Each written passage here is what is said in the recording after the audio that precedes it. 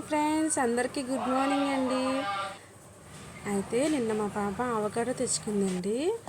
So ఈ మొక్క చూసిన టేస్ట్ అయితే ఒగరుగాను చప్పగా ఉండేసరికి యాక్కని పక్కన పడేసింది.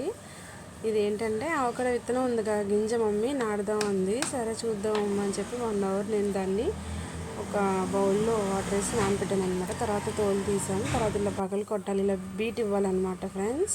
ఇదిగోండి 1 అవర్ అలా నానబెట్టాను. తర్వాత తోలు తీసిన తర్వాత ఇలా ఇంతకుముందు నేను వేస్ట్ది కాకరకాయ విత్తనాలు వేసానండి. వచ్చినాయి మొన్న లాస్ట్ టైం బెంగళూరు వెళ్ళినప్పుడు. అవన్నీ ఎండిపోయినాయి అనమాట వాటర్ పోయిక. ఇదిగోండి ఫ్రెండ్స్, ఇదిగోండి ఇలా అయితే నేనైతే దీన్ని అయితే నాటేసాను అనమాట. సో చూద్దామండి వస్తుందో రాదో, ఎన్ని రోజులకి వస్తుందో చూద్దాం.